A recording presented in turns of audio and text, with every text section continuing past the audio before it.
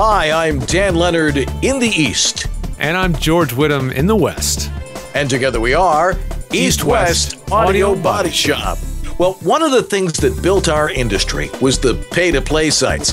Love them or hate them, we're going to have a roundtable discussion with some people that have some opinions on how to use them and if they're affecting the overall rates in our business. This is a discussion any of you that are aspiring voice talent and professional voice actors do not want to miss. You really should be here live, and that way you can ask questions of our esteemed panel in the chat room, who will be the Nether Voice, Paul Strikwerda, Matt Cowlrick, an Aussie, Peter Bishop, a Brit, and from New York, the Melissa Exelberth. They'll all be joining us here for a great discussion. That's coming up tonight on EWABS. He is the home voiceover studio engineer to the stars in Los Angeles, California. A Virginia Tech grad whose knowledge of the latest recording gear is second to none. He is a voice actor and the home studio master. Hailing from Buffalo, New York, his home studio skills and knowledge of voiceover recording are unmatched. When Dan and George talk shop, people listen. And the talk continues tonight. Welcome to East-West Audio Body Shop. My name is Pete Christofferson, and this episode of East-West Audio Body Shop is brought to you by Edge Studio, providers of voiceover education, production, and technology.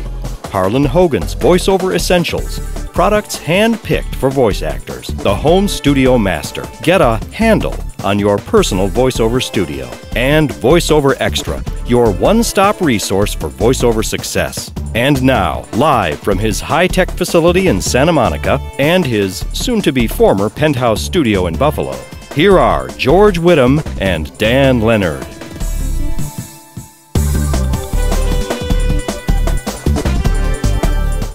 Good evening. For the next 45 days, I'm Dan Lenard in the East. And I'm George Whittam in the West. And together we are East-West Audio Body Shop. Very good. All righty. Got some practice. Yeah, we've only been practicing for 190 episodes, kids. Don't remind me. I'm trying. Well, it's only going to get worse. Tonight we've got another fabulous show because George and I don't have to say anything. We have four great guests. We're going to be talking about the pay-to-plays, talk a little bit about the rates and all this stuff. And, of course, we want your input. So those of you in the chat room, feel free to chime in. And and if you have a comment or a question, J.S. Gilbert here yet? Okay. You know, we could have had him on too, but there's a lot of interesting stuff going on with that. But we do have a little bit of EWABS news, so if you have that queued up, we can. Oh, okay. Time now to take a look at the news. EWABS News. All righty. Well, here's an actual press release, some actual voiceover news. We've been trying to find voiceover news, but here's some actual stuff. Last week, Dustin Epaw submitted his resignation as president of World Voices Organization. He did an amazing job as president, taking us from 4 members, which was essentially 4 guys in a car in Ventura, California, saying, we should be doing this, to we now have over 400 members in World Voices. And we'd like to congratulate Dustin on a job well done. But he's stepping down. I think WovoCon probably just made his ears bleed. And so he's going to take it easy and spend some time with his other wife, his actual wife, not Wovo. Good idea. Yeah. And but the board has elected a good friend of our show and a good friend of just about everybody in this business, Dave Courvoisier, as interim president, and someone who's going to be on our show tonight, Peter Bishop, as the executive vice president. So if Mr. America cannot complete his duties, then Bish will be in charge if we let him. So it's just an interim thing, but Dave's going to be running the show until 2016, and then we'll have new board elections. So that'll be really cool. But congratulations to you, Peter, and to Dave, because you guys You guys are the core of what this organization is all about, and I'm real happy that we have a nice, smooth transition from somebody I really like to somebody else I really like.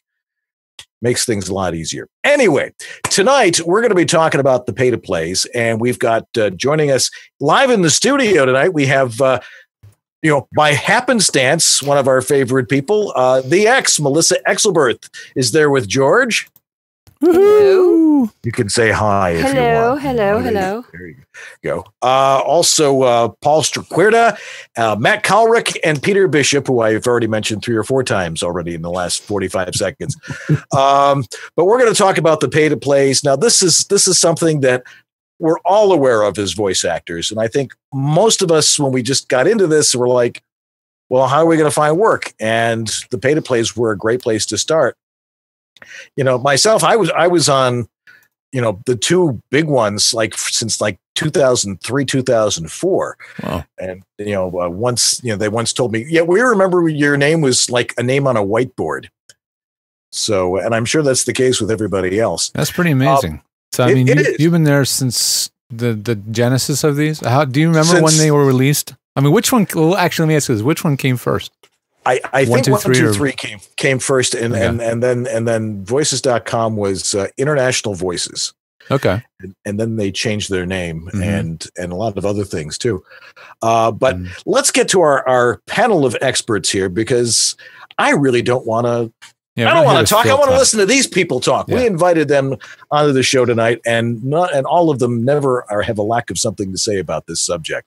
If you read the forums or read their blogs and see these things, why don't we start off with Peter Bishop? Because Bish, now how long are you still on the pay-to-plays, or how long have you been on them? I have no paid subscriptions to pay-to-plays left. I have the free listing still up, but I'll be taking that down as soon as I remember. It's on the list of things to do.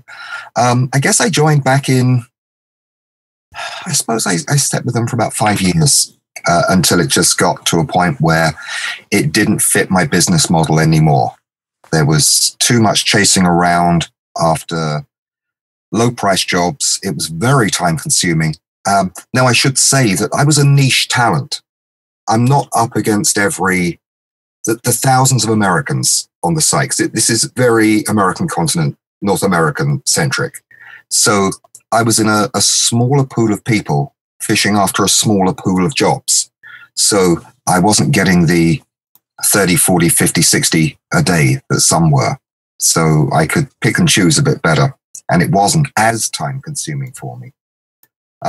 But I'd had enough about 6 months ago and decided to take that time and put it into more direct marketing and that sort of thing, which has paid off nicely. That's smart. I should have gone ladies first, but but Peter's face was there, and I'm like, all right, go to that. Do I need to take one? Whatever's in front of you. That's right. Melissa, what about you? I'm on the pay-to-plays, but I don't really do anything with them. Somebody will reach out to me every so often and ask me for a private audition, and if I look at the job and it seems like something I'd like to do, then I'll do it. But what I've noticed is it's barely worth. It's not even worth auditioning for half the things they post there. If I do get something and it looks like a quality job, and the rates are low, I may take the time to audition for it, but I will give them my rate. And very often they'll pay it. So that's, but that's a result of knowing. That's your first gold nugget, whoever's keeping score. Well, give them your rate. Well, no, absolutely. Because I don't work for a lot of the rates that most of the jobs these days are being posted for, and they've declined incredibly over the last few years. Don't assume that they don't want to pay you your rate, right? Because they're maybe way more ignorant than most voice actors in terms of. Yes. They just it's so often especially in the last few years that people are stumbling around in the dark. So many people, they don't really know the business of the business, and they're making it up.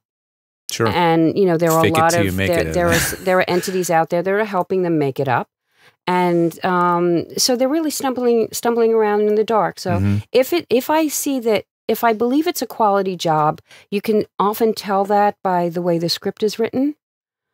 It goes a long way. And if it's something that I know that I'm right for, then I'll audition. I'll tell them what my rate is, and very often they'll pay my rate. So.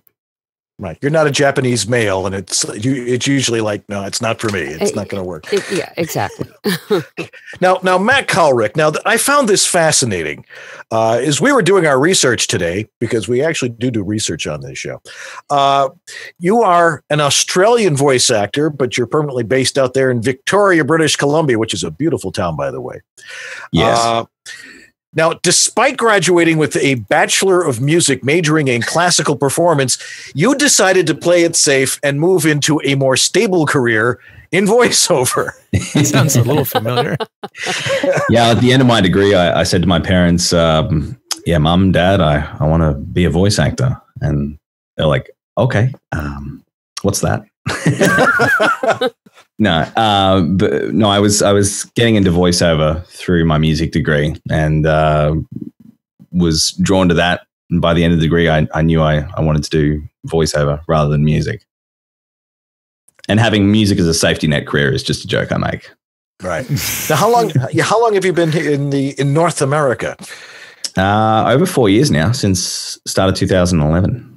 Yeah. Now, how have you been using that? Did you get on the pay-to-plays as soon as you got here, or were right back when you were in Oz, or what? Well, like Bish, and probably like a lot of people, I started on the pay-to-play. I started my career with the pay-to-plays, and it was a piece of the pie back then. And I got a lot of my regular clients through Voice 123, and at the time I was with Voices.com, and then lately it has become something closer to what Melissa's talking about. I'm on there. I more take what comes through. I do audition for some really specific jobs that I think I'm suitable for, but more often than not, I'm focusing more on agent auditions and direct contact.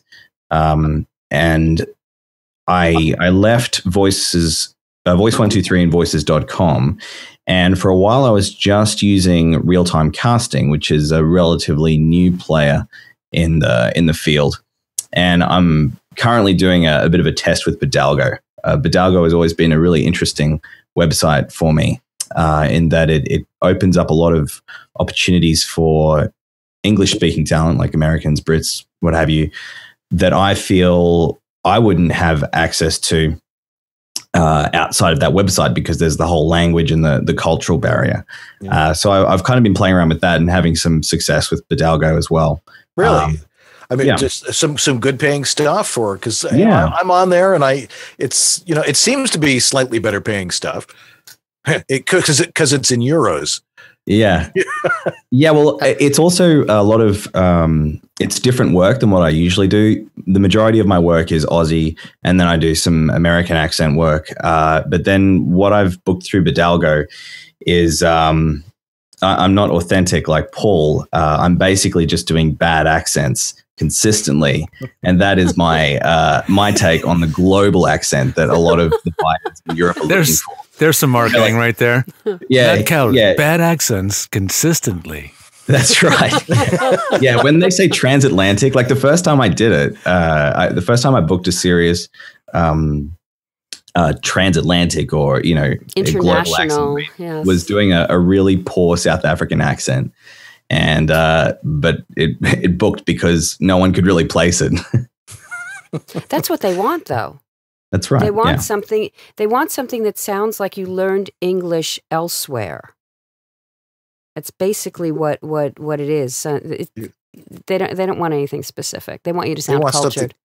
Yeah, they want you to sound exotic. They want you to sound cultured. That's what they want. Yeah. Also joining us from Pennsylvania, one of my favorite people in this business, because he always has something interesting to say, and you just like, Paul's talking. Got to listen. And author of a great book, which was a great read, by the way, Making Money in Your PJs, which you can see over his left shoulder there, even though that's not him on the cover, just some hunky guy. But Welcome to the show, Paul. Now, have you had any experience with the pay to play? So you've been, you still have a profile there, or did you build your business on it, or what? I have years and years of experience on voices.com, Voice123. I've done Voice Over Planet and Bidalgo. Currently, I'm like Matt. I'm only on Bidalgo because that gave me the best return for my investment. Plus, they're based in Munich. They're a European company, and that is my big market. And what I found is not only are the jobs a little bit better paying, although it's going down, got to say, and the exchange rate isn't that favorable either anymore, but the people are really nice. Normally when you audition on voices.com or Voice123, you don't hear a thing. On Bidalgo, I got apology letters from people saying, your audition was great, but just not what we needed. So sorry, but we'll keep you in mind. And I've never had that before. People are really, really personable, and I like that. Yeah, I've been really successful. So that's the only membership that I will keep. I joined Voices.com in 2009, and when I wrote that book that you're referring to, I really wanted to find out how successful or not successful I was. So I'll just give you two short paragraphs from what I wrote about Voices.com, and it's in the chapter Leaving Voices.com. So I write, in 2014, I have a 5-star rating, well over 5,400 listens, more than any other Dutch talent on Voices.com. And I have landed a total of 10 jobs, earning me a whopping $2,740.89. And God only knows how many auditions I've had to submit before being selected. Now, this can only mean one of two things. Either I stink at playing the pay-to-play game, or I am talentless, a misguided soul who should be doing something useful with his life. There you have it in a nutshell. Take that as you will. Take it as you will. Mm-hmm. Yes. I'm still, I have a free profile, and every once in a while people then invite me, do you want to do like 500 pages for $100? No, thank you. I'll try what Melissa does and say, I'll do it for 1,000, and say, no, thank you. It's just not worth it. And like Peter, I really started doing much, much better when I just left those sites, and it saved me so much time. And I invested all the money that I saved in really getting a good online profile, an updated website, and all that sort of thing. So I'm basically done with pay to play. Much better. I should throw in though about the leaving a free profile up there. This only happened a week or so back. I have a free profile up on Voice123 as well. And I was contacted out of the blue by someone. I mean, the gig didn't pan out in the end, but it would have been a very nice gig for a sketch in a major comedy chat show thing. But they found me there. They needed a tame Brit with ISDN quickly. So it's a way to be found. Now, whether there's implications with being found in certain places, like under a rock, is debatable, but it can work out just being there to be found. Well, I would tend to think that, and I think most of us have discovered that the way you have to be online, and that you never know who's watching or where they're searching or how they're searching, whether they come across you by accident or not. If they like what they hear, they're going to at least try and contact you and say, hey, you would be good for this. How many times have we all been contacted by somebody and you say, all right, how did you find me? And usually the response is, on the internet? Could you be a little more specific? Yeah. You can never really tell. How many times do people get hired off of the pay-to-play networks without ever having to post an audition or anything? Well, that's the good thing about Voice123. You can still do that. Voices.com does not allow you to contact clients outside of their network. Yep. And there used to be a way around that, because you could write your profile, and in your profile, you could put your contact information and your phone number. But just before the show, I checked my free profile at Voices.com, and they removed that too. So there's not a way, if clients find you through voices.com, to get through to you other than through their system. And that's totally detrimental. Which stinks. It's detrimental to the industry. What they're trying to do by doing that is they're trying to turn us into a commodity, where we can only be shoved through them, we can only be found through them, and where they can price us at whatever price point they choose. They're in control. We become sugar. That's basically it. Sell high, buy low. And it's detrimental to the industry. It's detrimental to talent. And talent and producers need to be educated as to the business of the business, because these people don't know our business. They know websites. It's an interesting point, and we'll talk about that. By the way, there is a huge throng watching our show tonight. Not that there isn't usually a huge throng every week, but it just seems to be, the meter seems to be peaking pretty good tonight. So this is a hot topic that everybody wants to talk about, and we're not gonna cool things off here. I can just tell. But we've got a lot more coming up here on East West Audio Body Shop, so don't go away. But first, before we go to an actual break, I have to start with a live spot for our good friend, who we all know and love, Harlan Hogan, over at voiceoveressentials.com, who has been with us since the beginning of the dawn of time, as Harlan himself actually has been. But he has a great site. Voiceoveressentials.com has everything you could possibly need if you are in voiceover. Everything. He's got microphones. You can get access to, of course, his signature series VO1A, which is a great microphone at a great price point. And you can get it on that site. And he offers great customer service. If you don't like it, you can return it. But the thing is you will love it, so you won't return it. That's how confident he is in his products, especially that VO1A. And I know a lot of people using it. I use it in a lot of different situations. I actually used it in recording a Gilbert and Sullivan musical last week, and it sounded fabulous. It worked really well in the mix. But as a voiceover mic, even better, because it was designed specifically for voiceover. And you can get it there at voiceoveressentials.com, and I highly recommend that particular microphone and all of the other great stuff that Harlan has over there. He stands behind it. He stands behind this stuff, you know what I mean? He actually comes with it. When the package arrives, he's actually the one holding it. It takes a lot of chutzpah. Is that how you say it, Dan?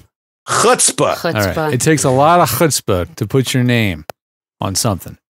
A lot. So say what you will about people that do this, but believe me, it's to put your name on something is a big deal. And so, I mean, when you're buying it, you're buying something that Harlan clearly feels strongly about. And if you don't like it, he'll make it right.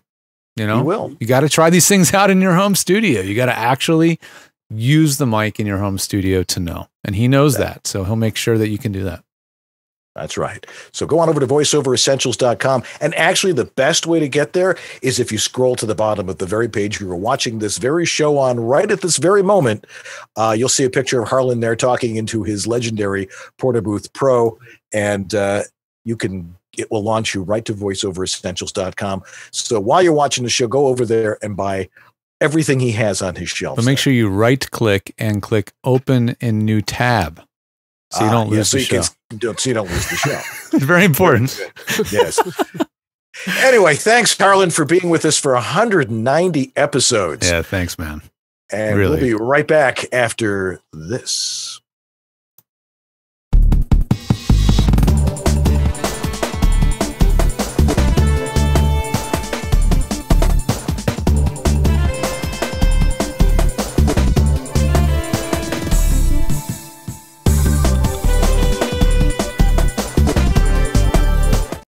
Are you confused about how to set up and maintain a professional quality voiceover studio?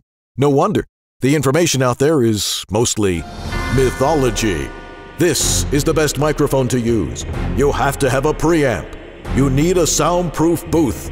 This software is the best. Your audio must be broadcast quality.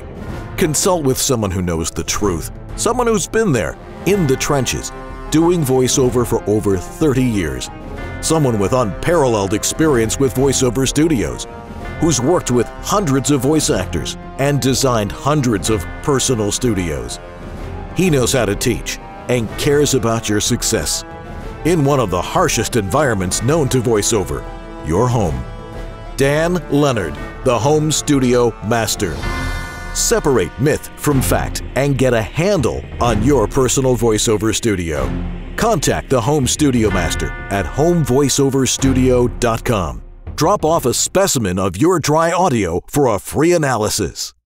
Dad? Yeah, honey? When you watch East West Audio Body Shop, why do you keep hitting your forehead? And why do you keep yelling WTF? And what does WTF even mean? Whiskey Tango Foxtrot. Yeah, that's what it means. I think you made that up. Girls, just go do your homework. Right now I'm watching George and Dan on EWABS. Okay. And we are back here on East West Audio Body Shop talking about pay-to-play networks tonight. We haven't done a roundtable in a while, and I'm glad to have our great guests on here, Melissa Exelberth, Peter Bishop, Matt Cowlrick, and Paul Strikwerda, joining us from Pennsylvania from his fabulous self-built studio, which was also a great read, by the way. Turns out to be a great night for me. Thank you very much. It is. I'm just pushing all your stuff here. Now, you were saying, Paul, that you were saying that your profile has been taken down from one of those sites. No, it's not been taken down, but the contact information is, and I'm looking at right now. I still have to figure out how to share my screen here with you guys. Okay, let's see if you can see this profile like so. And there it is. Voila. Yeah. See, 5-star Dutch native voice talent, a neutral English speaker, la la la. But then it says, find me at website hidden, email me directly at email hidden, or call me at phone hidden. Now that did not used to be hidden. I took all the training that I could get into getting the best profile possible. And Michael J. Collins, friend of the show, friend of voices.com, gave me that tip and said, this is the place where you can put your contact information directly. J. Michael Collins, yeah. Yeah, he's a good guy. Yeah. And like I said before, I checked my profile right before the show, and all of a sudden, it's no longer there. So anyway, that's just one of the things that I don't really like about what Voices is doing. Let's see if I can get rid of this screenshot. Yeah, you just have to click the button in the middle of the top where it says stop sharing screen. Okay. Yes, I see what you mean. There you go. Well, have you thought about doing a series of... Go ahead, Matt. Sorry, Matt. Go ahead. Yeah. Have you thought about doing a series of encrypted mathematical formulas to give the client your email address on your profile? Really very simple. Maybe you can help me with that. Maybe you can sing it for me. And I'll incorporate that. Maybe I should upload it in the demo at the front of a demo or something like that, and start probably they won't be able to get to that. But I think the truth about all these sites, and not all of them are created equal, but I look at them as predators. Because they really prey on the naive and the uninformed, the people who have a dream, and they promise the world to you. So millions of dollars already given out to voice talent, new jobs every day. They charge an arm and a leg, and they treat their members like dirt.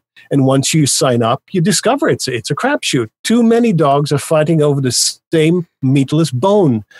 I mean, it's not unusual that a $150 job attracts over 150 hopefuls.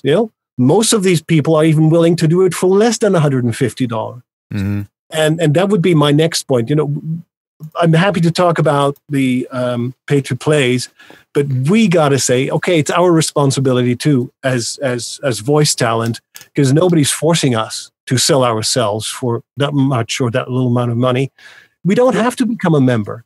We play a big part too. They just enable us to do it because they make it so darn easy. I think these sites are great for the lazy, because you pay an amount of money, and as soon as you're a member, you've uploaded a profile and a demo. You look at your inbox every day and say, "Bang! 20 new great looking auditions." What do you think makes it success? I mean, there are those who are successful on some of these platforms, right? Like on any platform, there's some really successful folks using it. We mentioned J. Michael Collins. He does real well. What do you think it is that, I mean, obviously, if you guys knew the secret, you might be doing it too. I don't know. But Do you think there's a secret, and do you think it's worth knowing what it is, or do you think it really, no matter how well you can do on a pay-to-play or online casting, you can probably still do better off of them, I guess, is my question. Well, eventually. Now, Melissa had a great point originally, and why don't you address that? Because you were talking about how carefully you select the auditions that are in there.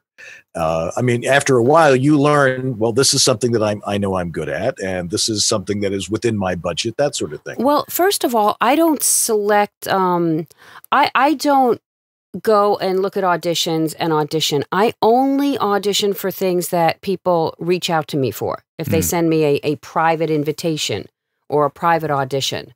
So they're halfway there anyway.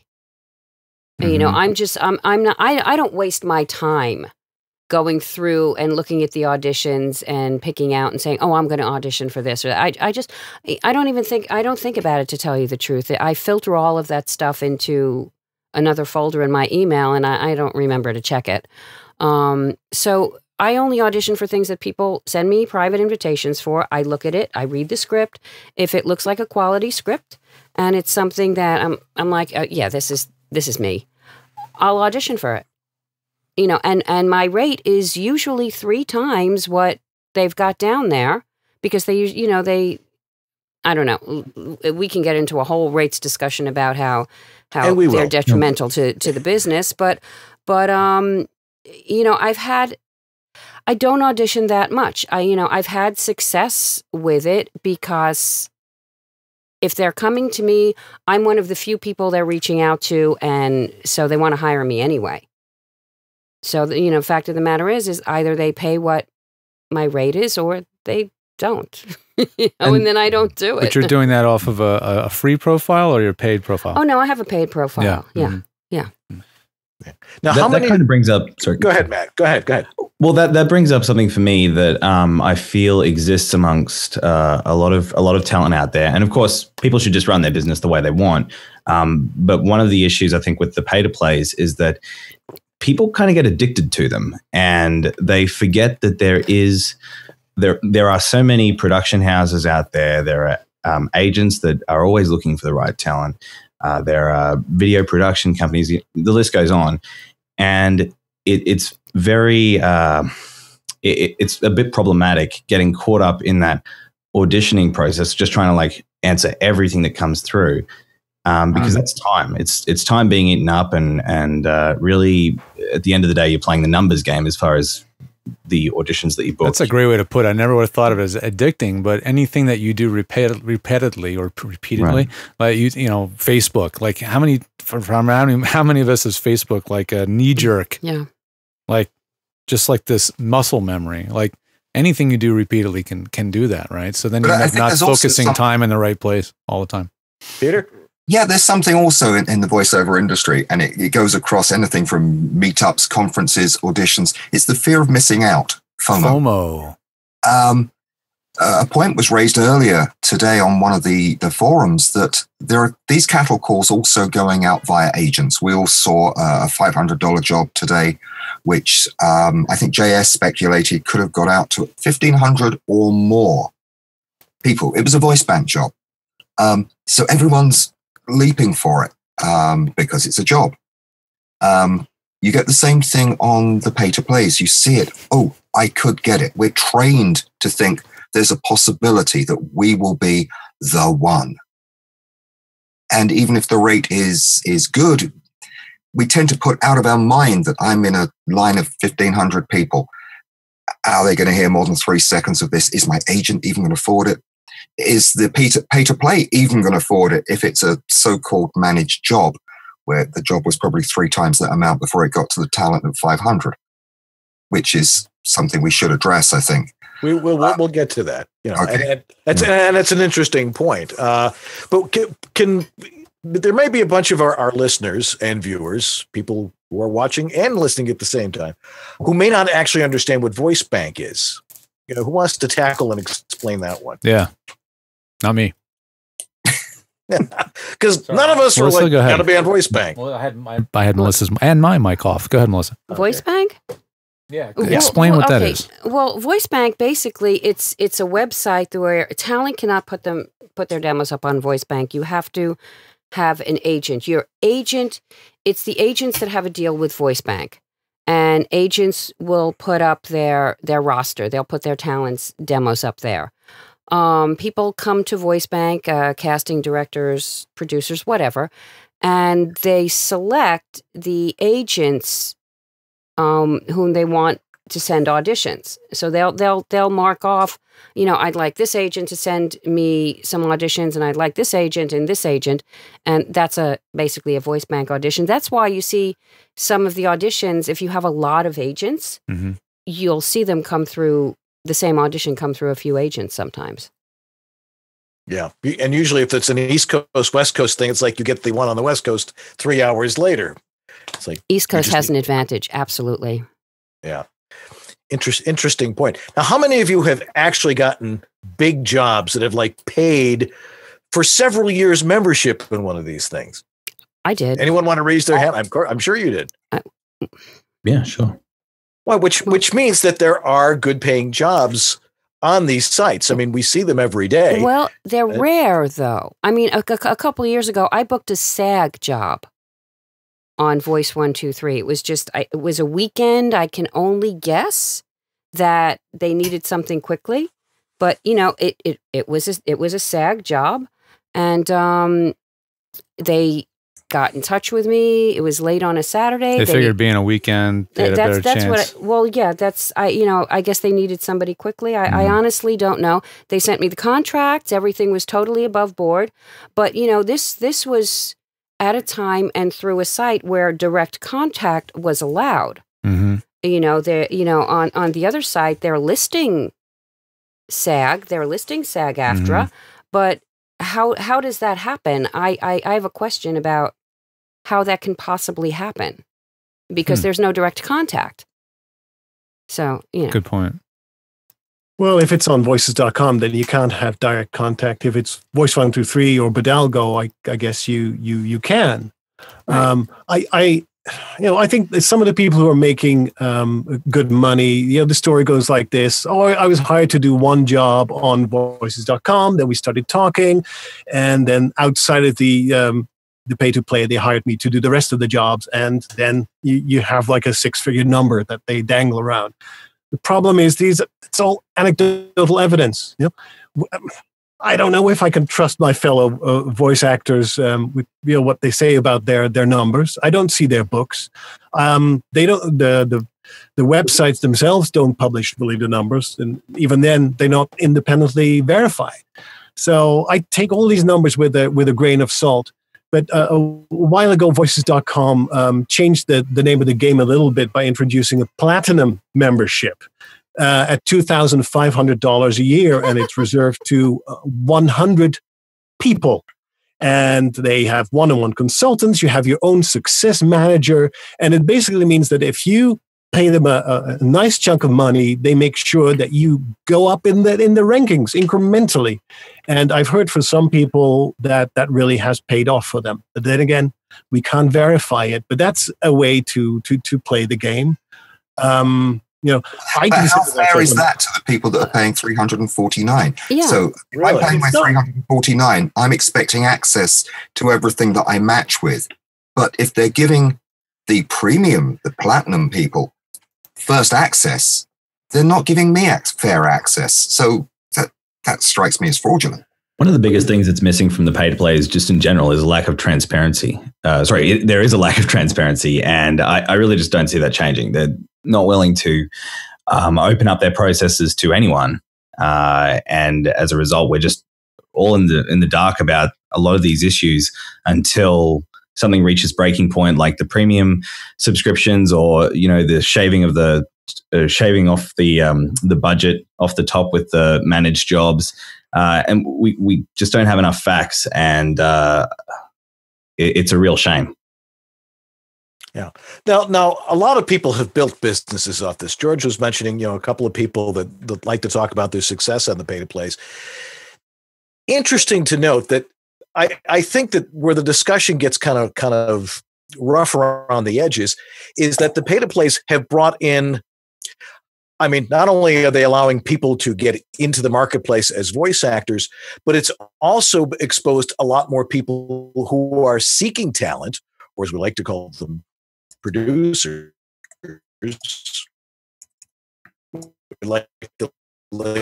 Hey, is there a kid gaming on your network right now, man? Think of them. You're crawling right now. You're roboting on us. More people from more different types of... Say what? Your bandwidth took a major dive. It looks like it might... Yep, it's coming back. Tell the kids to stop BitTorrenting, will you? Yeah. Get off of that. Damn it. All right.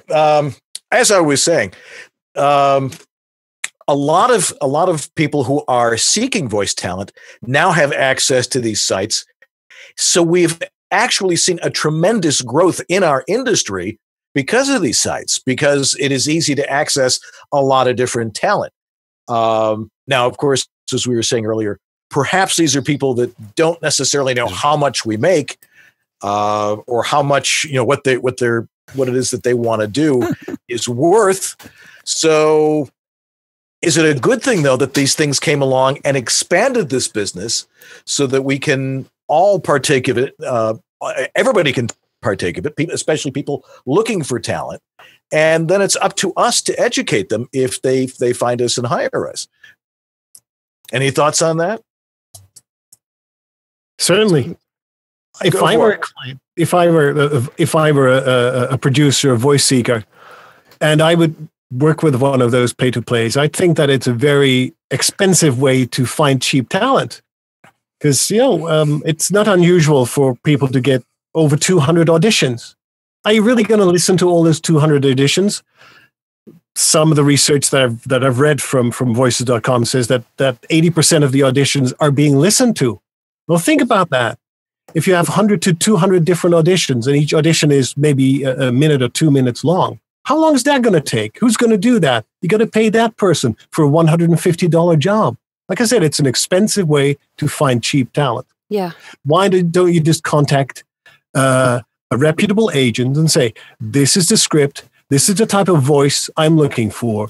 Can you go into your archive and your talent pool and give me 5 candidates? Send this out to those people they can do the job. I'm happy to pay a little bit more, and that you get the job done. Or send it out to talent whom you do know. Not long ago, I had a client who asked me, he needed a male voice to do some videos for which I'm doing half of them. He needed a male voice for the other half. He sent me specs and he asked me if I knew anybody. I sent him 13 talent whom I know personally. I gave him some of the copy. They did an audition. I sent him 13 talent. He sent me an email back. He chose one of the 13 that I sent him. They listened to over 80 auditions on voices.com. And he came back to one of the 13 that I sent him, and he kept every one of the ones I sent him in his file for future use. So doesn't that say something? That says a lot. And you know what? Because there's no quality control. Mm-hmm. Anybody can join. Talent not required. Training not required. Credit card required. Required, yes, absolutely. Yeah. Interesting, though, that it's what really grew this industry was the internet. I mean, before it was people doing commercials. It was a very sort of closed market. And now it's been opened up to a lot more people. Speaking of which, yes, let's make that a teaser and go to a break. For what? Oh, is it time for a break already? Yeah. Okay. All right. By the way, if any of you have a question that would like to, be part of the roundtable discussion, you are more than welcome to throw it into the chat room. And I believe that somebody's running the chat room tonight. Is it Anthony? Anthony is in there after a harrowing move to a new home. But he's there with us tonight, and he's going to be getting those into the chat room. And we will post some of these and see if we can get the conversation continued along those lines. So don't go anywhere. We'll be right back here at East West Audio Body Shop talking about pay-to-plays with some great panelists. So don't go away. We'll be right back. You're listening to East West Audio Body Shop. Learning never ends. You continue to grow. Edge Studio has grown. Pursue multiple disciplines in tandem and grow your career. We've added new courses in a new curriculum, We picked the best coaches from the community of working voice actors. a new technology division, engineering and consulting led by George Whittam. Follow your dream. Sign up for advanced learning or register for an Introduction to Voice Acting or Foundation Studies program See it all now. at thenewedgestudio.com. VO Studio Tech. Recording made simple.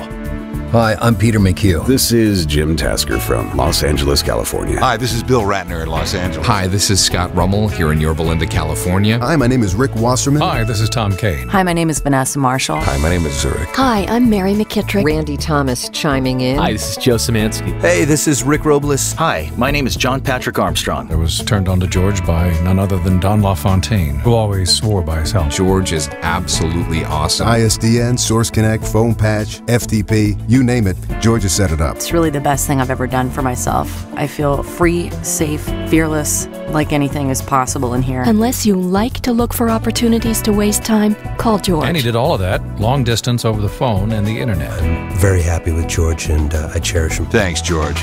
You make it easy.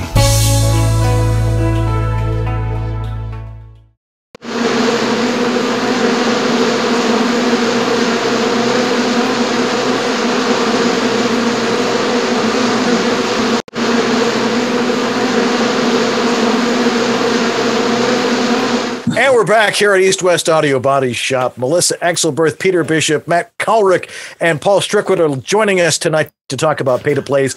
Let's get into a really meaty part of this, because it's always the question of, is this model of business, the pay-to-plays, is it driving down rates?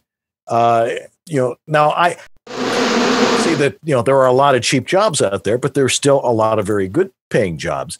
Is it that they are creating two different marketplaces? That there's this cheap marketplace, and there are people saying, but I know I can find some good people on some of these sites, and I'm willing to pay them a good rate for that. Because I see good paying jobs there every day.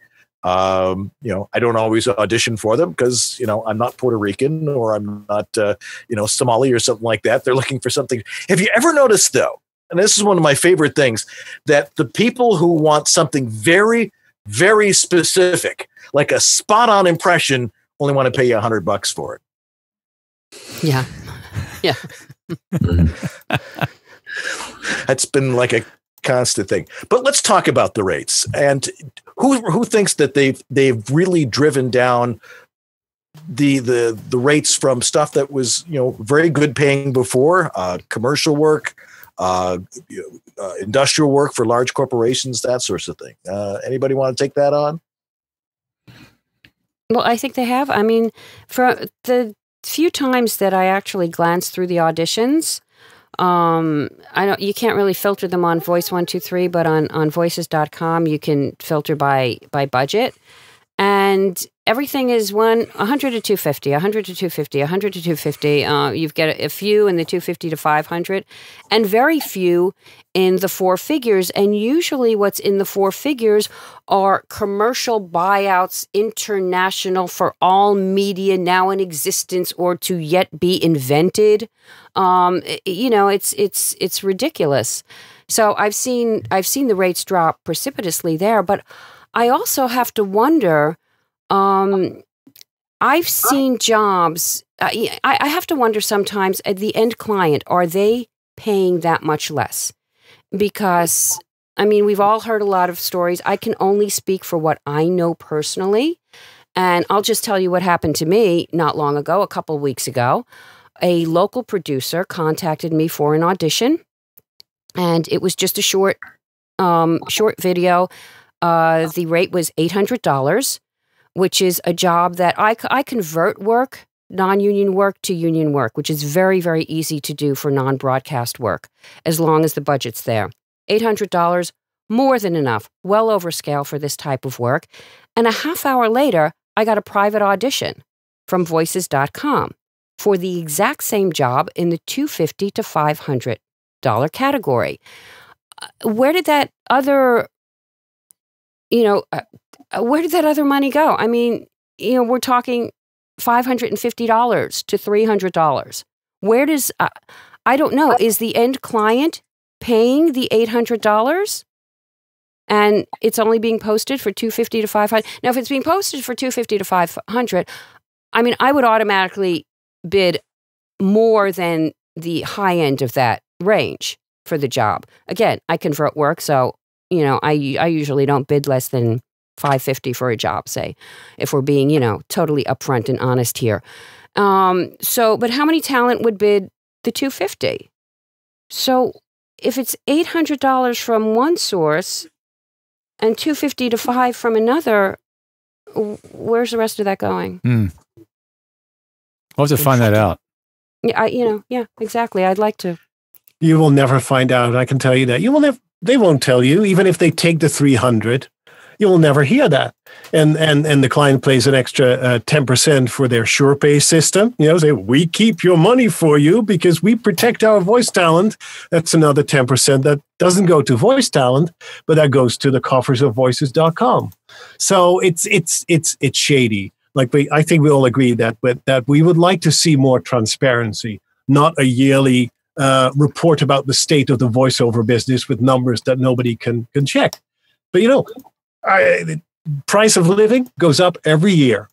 Do the suggested or suggestive, I call them suggestive rates on a site like voices.com, do they go up?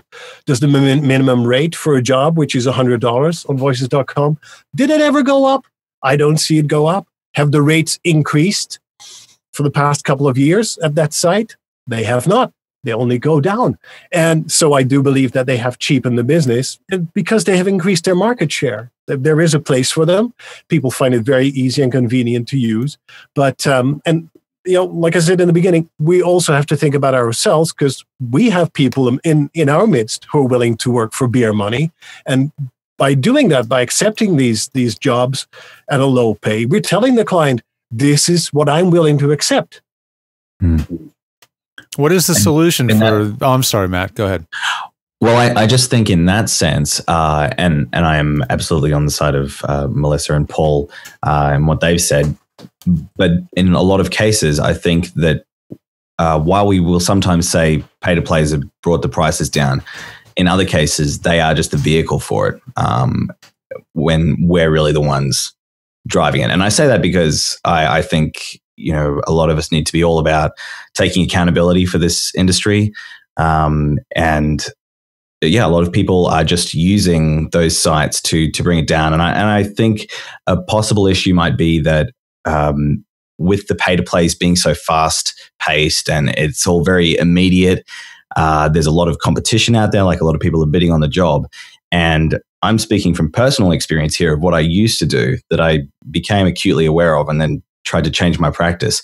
But what I would do is that I was afraid to ask lots of questions of the client and, you know, clarify usage and, you know, just have a back and forth because there's always this urgency and it feels like, oh, they'll just go with another talent.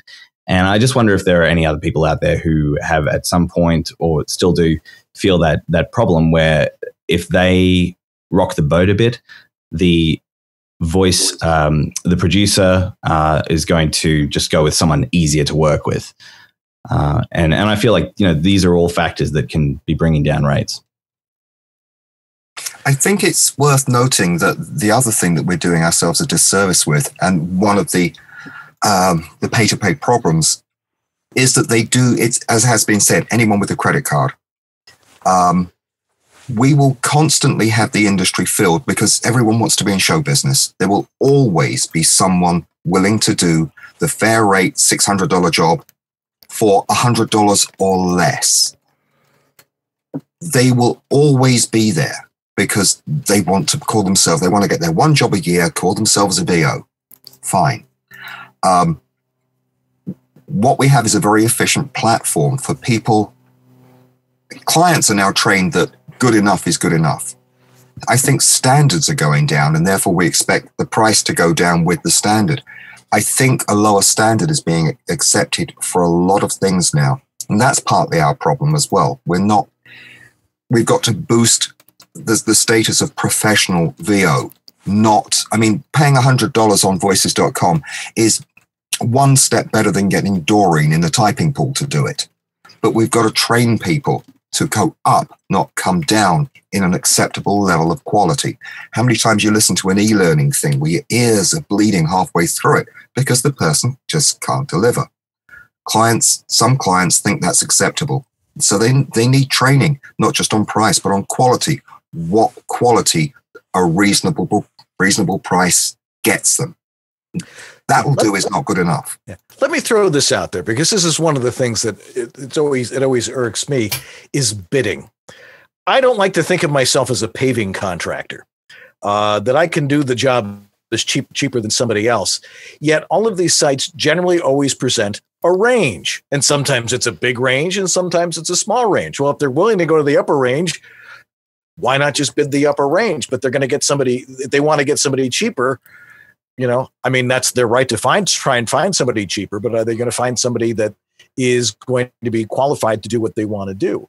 What do you guys think about this bidding thing? And is there a way we can stop that? Well, Matt, the voice talent is doing the bidding. Paul, go ahead. Yeah, the voice talent is doing the bidding, right? In this case, so it's in our hands. That's the whole thing. Matt said. Voices became a commodity sold by the lowest bidder to the cheapest client. That's the tragedy. Sold to the lowest bidder, by the lowest bidder to the cheapest client. And that's what this whole system is based on. And that's because we let third parties who do not know the business of the business, nor do they care about the business of the business. Remember, they run websites to insert themselves into the business and make it up. It kills me when I see people talk about standard non-union rates. What are standard non-union rates? And then they point to rate cards posted by the non-union, the pay-to-plays. And they have no reflection. They're made up. If you want standard rates are, and I don't want this to get into a union, non-union discussion, but union rates were negotiated between the industry and union talent. They negotiated, they came to rates that all sides felt were fair. These are the people paying the rates and the people doing the jobs. So the best standard for any of these rates is to go to the union rates and then adjust it yourself. Some talent adjust up, some talent adjust down. There are also, when you hire somebody to do a union job, that's not all the producer pays. The producer pays a percentage to health insurance and pension plans, which we all have to pay. So the producer pays that on top. And there are other things that they pay as well. So you need to actually add more to scale to get to what the producer pays. So any talent, I feel, should go to the union rates, see what those are. And then, everybody runs an individual business. Everybody has a different situation, but use that to adjust, whether up or down. And that information is publicly available? Or it's publicly available on the SAG-AFTRA websites, although I got to say, the contracts are Byzantine in their complexity. You need a secret decoder ring to figure it out. Right. And actually, a couple of us have written up a number of things deciphering the union contracts. And we can talk about this later. Dan is aware of this. We're putting up a website where this is going to be some of the material, educational material that we're putting up so that everybody can understand the union contracts and the union rates. Because, we want to make this accessible to everybody, because the only way to really live in this century, we've got to take advantage of the technology. We can't allow the people who don't care about our business to be in command of the technology of today. Yeah. So we've got to do that. And we need non-union talent and union talent to be on the same page as far as what is the value of your work. Mm-hmm. And that's really what it comes down to. Yeah, I always say I don't have a horse in the race when it comes to this, the union versus non-union. I can just say that I wouldn't be doing what I'm doing today if it wasn't for a seed of union talent who had the level of jobs that justified the need for a really nice studio, then could justify the cost of it hiring me. I wouldn't be doing what I do today. With my first 30 clients were all union. It could have grown a completely different way. It could have been grown from non-union talent. but it would have taken probably much longer. I mean, how do I know? I can't predict the future, but I really do feel like part of me being able to be and do what I do for a living and just do only this one thing and not moonlight doing 50 things is because of those rates that were established. Right? Exactly. And they were established between not only the people who do them, but the people who pay them. Yeah. Okay. Not by people who don't work in our industry. Mm-hmm. Mm-hmm. But that requires really a focus on the bigger picture. And I think that the people who belong to the union, they operate from a sense of solidarity. If we as a group collectively bargain, whereas I think the people who join pay to plays are more the individuals. I do my thing my way. And if I get $20, that's $20 I didn't make yesterday. I don't, that's one of the things I get when I write my blog. It's my business. I can just charge whatever I want and I don't care about the rest of you. It's really a me and a we thing. And one of the nicer things that the World Voices organization is trying to do with a sort of a online casting site is that it becomes something that is by us, from us, for us, and it's from this whole idea of solidarity. It's solidarity, yeah. No, well, no, I'm sorry, I didn't mean to interrupt you. I mean, and education, because a lot of people charge low rates because they don't know any better. Mm-hmm. Yeah, you know what? I've said it on this show, and I'll say it again. I think in this day and age where information is readily available, ignorance is no longer an excuse. Yeah, let's shift it a little bit here because we're talking about rates. One of the big differences that we've seen in the last 10 years is the real shift in media. And I think we all know that most broadcast voiceover work is a tiny little percentage of what really is available out there. And that a lot of agencies are starting to find that it's worth advertising on the internet. I was actually reading in the Wall Street Journal this morning, because I actually take the time to read the Wall Street Journal in the morning these days. They were talking about how a lot of advertising agencies are having trouble getting good people because their creative people are going to websites as marketing people for websites and getting people to advertise on the internet. That presents an interesting question. Now, Matt, you like to talking about the internet rates, and are they competitive with broadcast rates, and is that driving things down? What are your thoughts on that? Well, I don't think it's driving things down as much as there's not a whole lot of thought going on about it at the moment. I mean, it's certainly growing from where it was even, I think, 6 months ago, a year ago.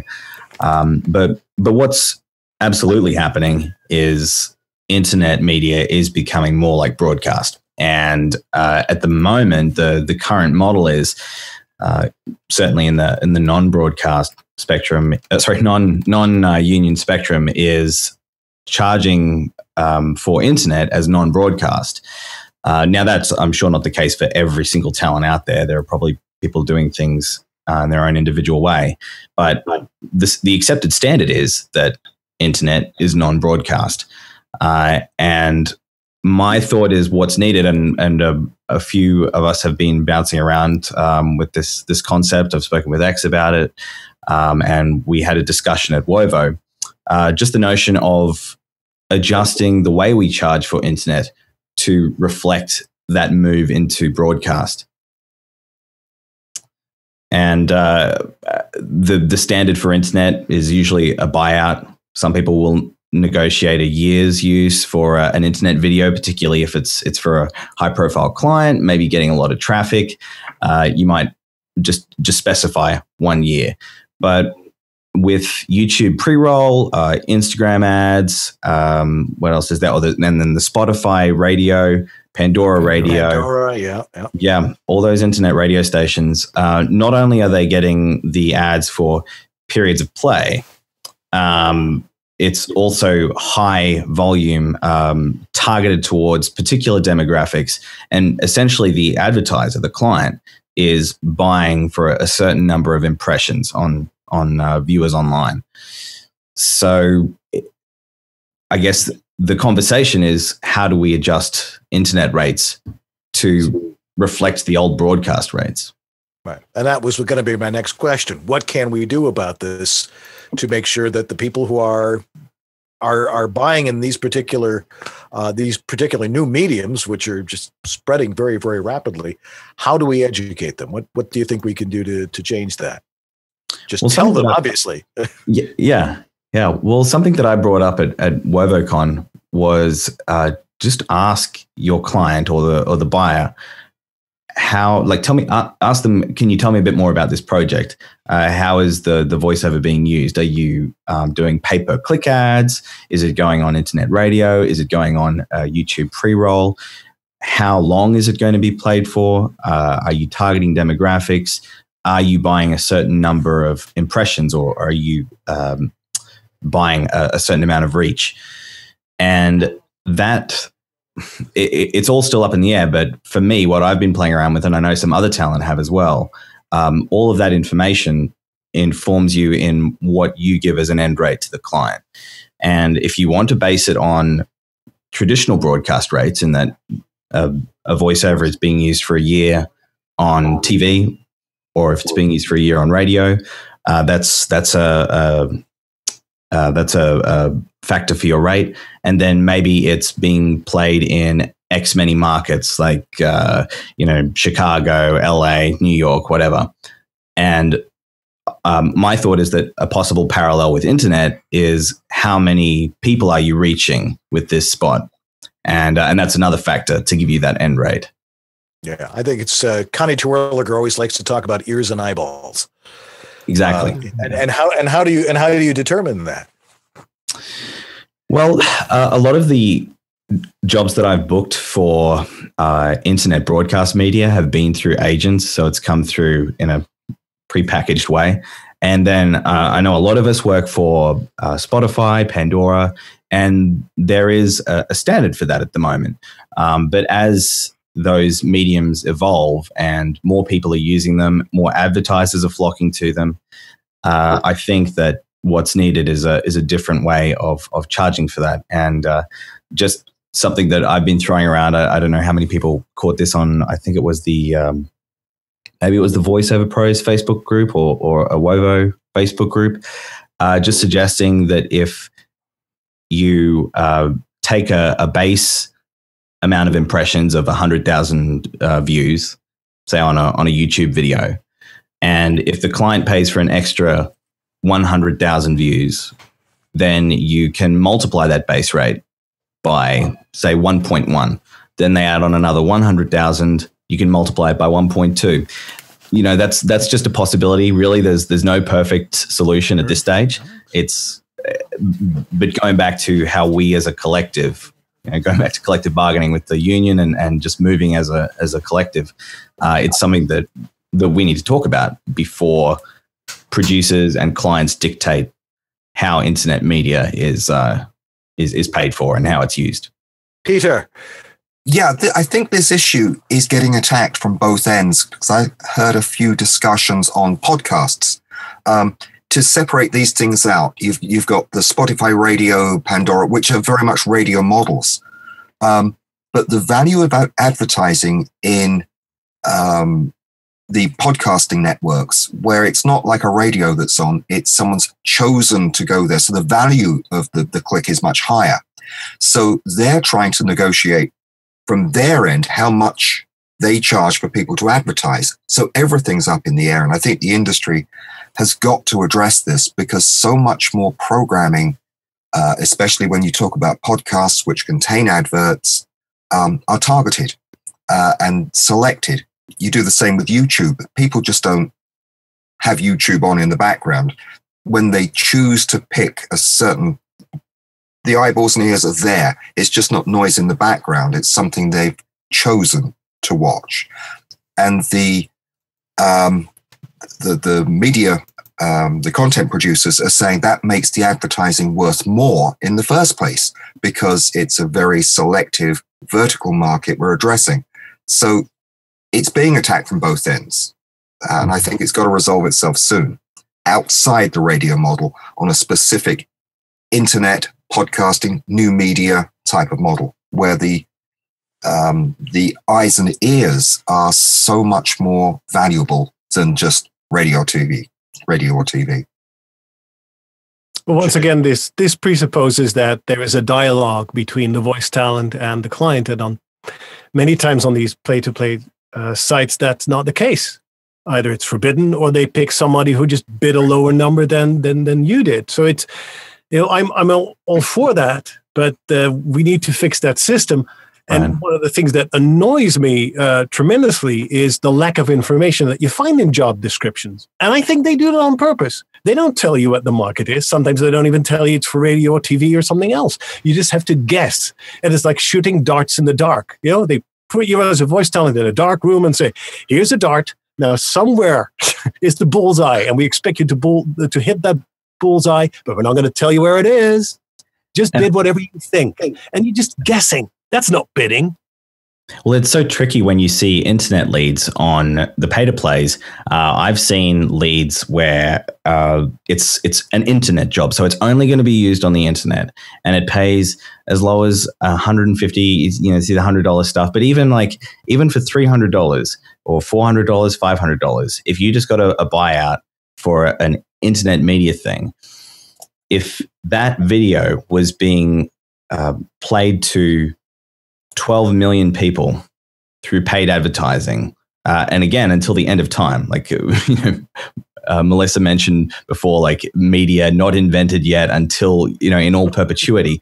That's essentially what you are getting yourself into when you say yes to an internet job that pays whatever budget, because there's no limitation on how it can be used on the internet. Interesting conversation. Go ahead, also, Melissa. Now that also brings up brings another point up, that when you do jobs through pay-to-play sites, especially when you have to complete the job through the site and send it through the site and click all sorts of things like I agree and all of that, you need to read the fine print as to what you're agreeing to, because sometimes the fine print contains phrases like, this is a buyout in perpetuity, this is work for hire. What that means is if you're doing something that's a corporate video, say, a corporate anthem or something like that, that's supposed to be internal, all right? It's not supposed to be public, but yet you're agreeing to terms that say this is work for hire, and you're turning over the rights to that piece of work, then part of that can be lifted for a commercial. That could get you into trouble, especially if you've got a spot running with a conflict where you're supposed to be exclusive. You can get sued. Interesting. Let's get to some of the questions here from our voluminous audience tonight, which is just huge, which we're grateful that you're all joining us tonight. Let's start off here with Jay Sawyer. A question for the panel. Asking about Voice Over Planet. Does it still exist? Does anyone know about Voice Over Planet, and how does it work compared to other P2Ps? Anybody still over at VOP? No. I think that answers that question, Jay. I think they attained a level of irrelevance. Very quickly, yes. The real Amy Fisher asks, so what should the mom and pop shops and entrepreneurs who need to advertise and can't afford all the hoops and red tape and money to book a studio and an engineer and a talent do when it comes to needing a voiceover? Yeah, I would say some of us know how to produce all this stuff in our own little personal studios. It's a really open question, but I feel like sometimes the whole mum and pop thing is a bit of a cop out when businesses say, "Oh, we're just small, we're just local." You're investing in your business, just like any of us do when we take training or we buy new equipment or we go marketing, we hire a consultant. It's all money that's spent in your business, and I think that if they really don't have the budget to hire a professional, then they should just go on Fiverr. I don't want to work with them anyway. No, I think that you're absolutely right, because there's no way for us to determine whether or not it is a mom and pop shop, or it's a student project. We have a limited budget. Those are all euphemisms. We don't know what a limited budget is. A limited budget for an NBC producer is a huge budget for a mom and pop shop. People they have a vested interest in showing themselves off as, we don't have money, in order to, buy things as cheaply as they can. They're in business. We're in business to make money. So you got to keep your expenses down in order to have the revenue go up. It's a simple model, but I think many times we are being fooled and we are the ones paying the price. Absolutely. Steve Tardio, question for the panel. Does anyone from the panel agree with SAG-AFTRA saying that non-union production is hurting our industry and we should be taking a stand for producers to turn their non-union work into union projects? X, I think that one's for you. No, we have a sidebar. I'm sorry. Yeah. Now stop that. Pay attention. Yeah. There's a lot to talk about. Okay. What's going on here is, first of all, in the commercial world, the difference in what talent gets paid, union and non-union in the commercial world is huge. It's really, really huge. It's, a lot of talent say, oh my God, this is great. They're going to pay me $4,000 for 4 spots and they're going to run for a year. $4,000 sounds like a big number, but that's not a great deal. There's a huge difference in commercial work between union work and non-union work. And that's affecting the bottom line when it comes to union work. So the union itself has created an initiative to make people aware of that difference.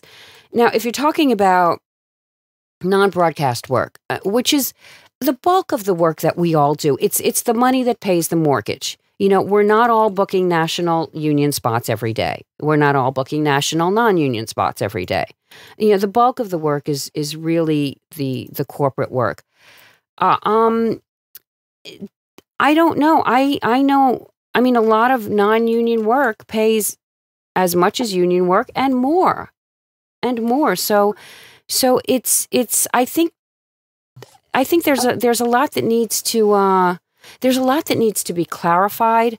There's the fact that union talent can convert non-union work into union work if it's non-broadcast. Some broadcast can be done too, but that gets really complicated. That's something that people don't know. Non-union talent probably don't realize that they're charging union rates already as it is, especially if you're doing long form and you're doing work for multiple hours, because a lot of talent don't discount the second hour or the third hour, whereas scale rates will do that. So it depends. In the commercial world, absolutely, there's a huge difference. Anybody else want to talk on that one? All right, I'll move on to the next question. Because this is something everybody wants to know about. Question from the group from Uncle Roy Yokelson. Voiceover.biz, the World Voices Organization talent casting. Anyone want to discuss? Well, I will say, Peter and I will happily discuss this one because it's not a casting site per se. It literally is a searchable directory of our professional membership.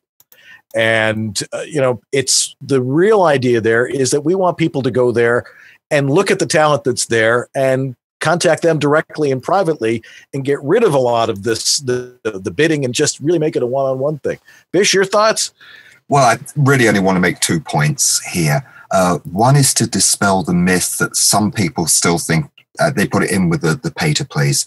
It's a free member benefit. There is nothing extra to pay for it.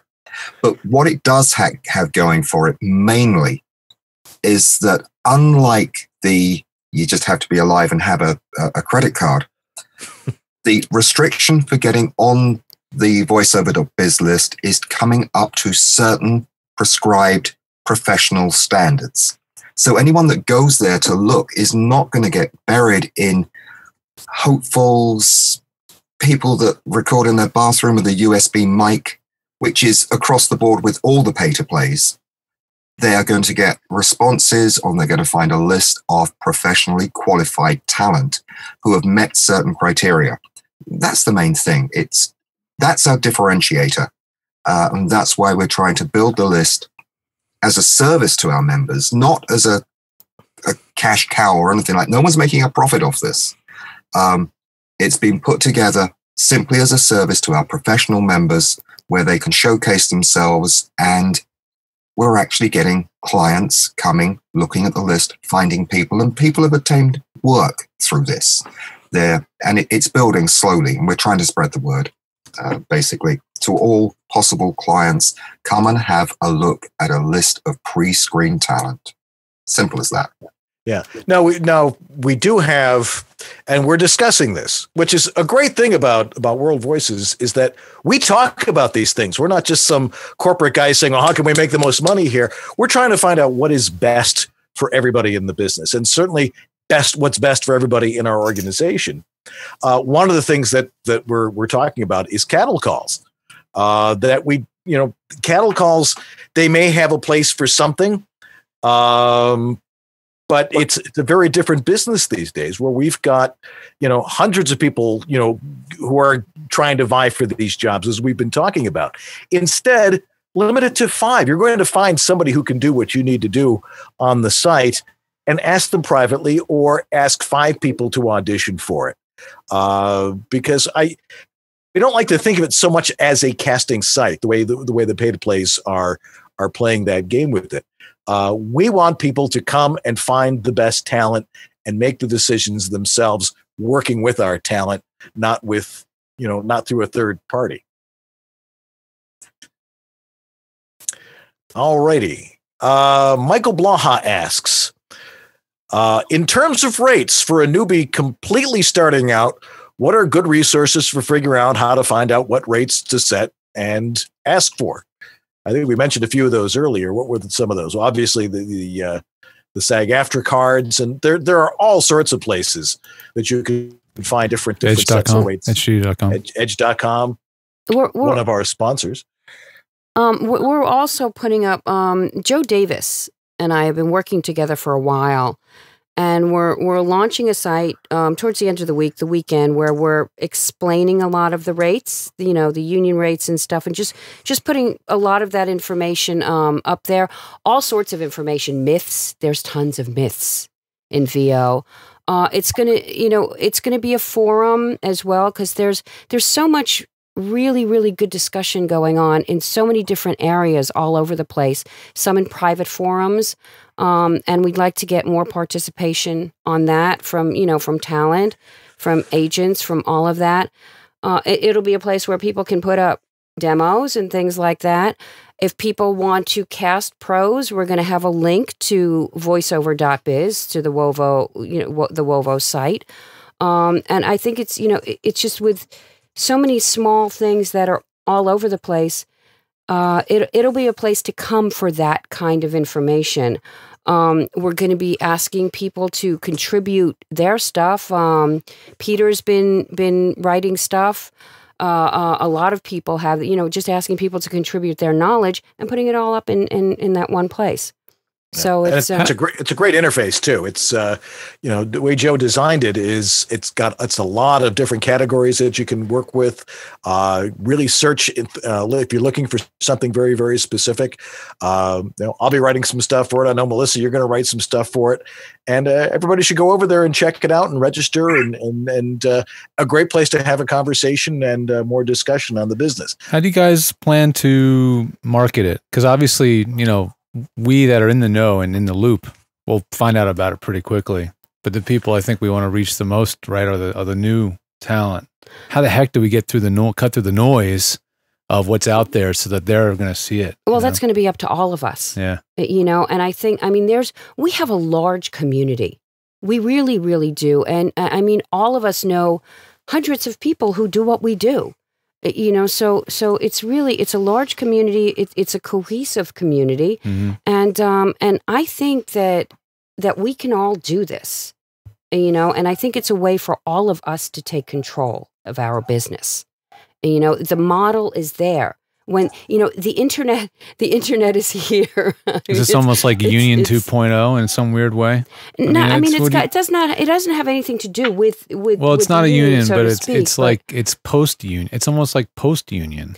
Well, the union has been lax in coming into the 21st century with a lot of things. It's a large organization. Change takes a lot of time and meetings and time and things like that. And I think that we're much more agile. We can use today's technology to really take our take control of our industry. Mm-hmm. And information is the key to it. Information is really what it all is. So I think that World Voices is setting a new standard for what it means to be a professional voice talent, not only technically, but also in terms of rate. And I think I'll make a prediction, because based on my website, the page that is second of all the pages that's most visited on my website is my rates page. I've been very open about posting my rates, and I keep track of that thing. So as long as you type in like the keywords voiceover rates, my page will come up, and the same thing will happen for your organization. I think that people want to know. There's this hunger for that information from an independent, knowledgeable source. And World Voices is going to be that source. Well, we're certainly trying. We certainly have some qualified people. Bish? Yeah, I just want to throw in as well, I don't want to make this an advert for Wovo, but my new position. But go ahead. One of the things that I was very happy to be instrumental in putting in place was our mentoring program. Now, we have the two levels, the professionals we talked about, but even people that are trying to get a foothold in the industry can become associate members. And we have please note the word, free mentoring service to keep people out of the clutches of the charlatans that might be out there selling all sorts of things of dubious quality. Always do your research. We'll match up professional members with associates or whoever to actually help them and guide them through the path. And we are so happy when we can transition an associate member to a professional member. So it's education is one of the main things we try and push forward with World Voices. And that's just because we are a big community, the whole voiceover community, and it's all about helping each other towards a better product, basically. Yeah, and that's one of the reasons we came up with voiceover.biz was we saw a need for making sure that people could find a good place to get to find voices, and it's also a good place for people to learn. One of the things that we're really trying to push with that is we're not trying to market this to voice actors. We're marketing voiceover.biz to producers, people who are going to hire us, and we want to educate them. There will be a blog there talking about why do you want to hire professional voice talent? What does it take to be professional voice talent? Why you need to pay well to get good professional voice talent. It's not easy. It's not, we don't walk into our bedrooms and say something and it's there. People need to be educated, and we want to educate people how to work with voice actors. What is it that we do, and how can we make the process better? Matt? Yeah, I'm sorry if this has already been said. I was hanging out with the chat room there. Show within a show. Yeah. One of the great things that Wovo is willing to do is that if you have if there is a difficult issue in our industry, like bringing in a new system of rates, of how we charge for internet, or just a raise in rates in general, if there's a certain level of discomfort going to a big production company or a big talent buyer, like if you feel nervous about that as an individual, Wovo is like willing to collaborate and put together a document and approach businesses and production houses and producers as a collective. And there's a lot of power in that. All righty. Well, we're boy, this one has gone on, and we clearly are going to visit this again. Absolutely. In a few more months. For sure. Yeah. I mean, it's important. It affects a lot of people. There's a lot of strong opinions, and we want to make sure as many different areas of the business are heard in this discussion, right? Absolutely. So we're going to keep doing this. Yeah, and it needs to be discussed. It needs to be out in the open. Yeah, and there's other people who have some very good opinions on this, and a lot of them are in the chat room tonight, so we have to get them on as well. Yeah. But anyway, we got to wrap things up into a nice tight little bow here. But we want to thank our fantastic panel tonight. Some of my favorite people in voiceover, of course, everybody in voiceover, with maybe a few exceptions, are my favorite people in voiceover. Melissa Exelberth, Peter Bishop, Matt Cowlrick, Paul Strikwerda. Fabulous having you with us tonight. Your insight and knowledge and experience is always valuable to everybody that tunes into our show when you're on, and we're grateful having you on tonight. Thanks for being with us. Thanks for having us. Thank you. Pleasure. All at once. All right. Great. Take a beat, and we'll be right back after this.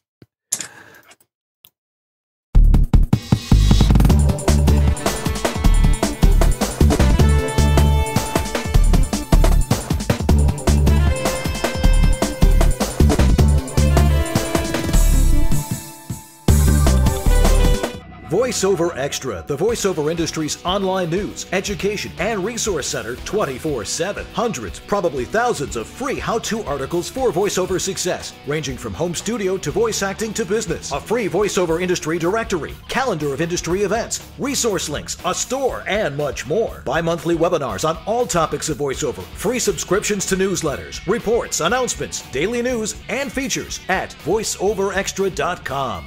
Now back to EWABS. Thank Dan and George's wives. For what? You have no idea. Now, here's Dan and George. All righty. Well, first off, thanks again to our guests tonight, because they are just fabulous, and it was great for them to join us. Also, we'd like to thank our donors this week, people who are, giving to the show. I just got to notice that we went way over our bandwidth and viewer hours this month. So, and that actually costs us, and we appreciate everybody for chipping in. Some of our donors this week, the one and only Eric Aragoni, who never misses, Amy Fisher, Shelley Avellino, voiceovers, Diana Birdsall, and Amy Sorenzi, plus a bunch of other people. Thanks for donating. You can donate by going right above my head right now, and there's a button that says "Donate Now." And, it's right through PayPal. You can pay us. You can do it once a month. You can do it in one huge lump sum. And we promise not to keep a tote board, but we really appreciate all your help on that. Plug for narrator.com, narratorhelper.com. Yes. We're having a side, but there's Would always you stop that already. Yeah, there's things going. I won't even bring up what's going on at this end right now. It's crazy. Voiceover. If you're doing long form voiceover, narration, audiobooks, things like that, and you need help, you're getting in over your head. You definitely could use a hand. Narratorhelper.com. That's Amy Golan's service. She's doing proofing, editing, and mastering. So if you need that kind of thing, either it's your first book, or you're a working voice actor, you've been doing it forever, you decided somebody dragged you into doing your first ACX book, they're like, we loved your voice, please do it. You definitely want narratorhelper.com. Yeah, I feel sorry for Jack DeGolia this week. What did he do? Did he bite off? No, because he's doing the show logs, and this is probably... Oh, gosh. He does it in shorthand. But all the stuff that we were talking about tonight and everybody's points will be on the show logs, which are accessible also from this webpage just up to my left there. Also, the podcast. I think this is going to make a great podcast. It's on Stitcher Radio, iTunes, and ewabs.podbean.com. And if you haven't liked us on Facebook, are you alive? I think it's time we erase that one, George. It's time to get rid of that. Yeah, I think so too. Maybe that one ran out about probably about 90 episodes ago. Also, we'd like to thank our amazing sponsors, Harlan Hogan, VoiceOver Extra, and Ed Studio for providing an uninterrupted live stream and bandwidth. Other than Ella, who came in and wanted to interrupt the bandwidth, but she did. But she looks gotta great let her in. doing it. Yeah, you gotta. You know, she gets away with a lot. I'm really scared for when she's a teenager. I'm just downright frightened. Oh, and it happens so fast. You won't believe where the years went. Also, let's see. We need to thank our wives. Yes. As we know, As we you did. have no idea. Kathy Curtin, our fantastic producer, for helping us put together this fantastic panel Yes, tonight. thank you. Anthony Gettig for religiously looking in the chat room and getting people out there and getting their questions on the show here. Shelly Avellino for helping out when he can't do it. Jack DeGoli, of course, for doing the show logs. Voluminous. Lots of it. And Tim McKean for working on the VoiceOver Essentials, which you can see on YouTube.com. And how do they find EWABS on YouTube? I think they just type in EWABS, right? Yeah, EWABS is not a comes up. particularly common phrase, so you'll find it pretty fast. Yeah. All right. And Lee Penny for just being Lee Penny. Well, that's going to do it for us tonight. By the way, we have a new Mugman. For those of you who've been waiting for a new Mugman episode, I had a lot to do with this one because it was a vision came to me, and Jacob sort of took it and ran with it. So stay tuned for that, and then we'll get into the post show after this. So stay tuned, and thanks for being with us. We'll see you next Monday night. Who is on next week? I think we're going to talk about audiobooks next week. Hopefully, yeah, I think so. Yes, we are talking. I mean, that's the last note that I saw. Let's put it that way. Okay. So we might be. And then we're having a fan roundtable on June 15th. It says Dan will be out until late, but no, I'll be here. So. Oh, you will? But I will. But I will wear my tux anyway. Okay. Okay. Anyway, I'm Dan Lenard, still in the East for just a short bit.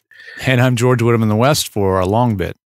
And together we are East-West Audio Body Shop. Good night, everybody. We'll see you next week. Good night, everyone. Bye. Hey, Dan, that Hey, YouTube George. link.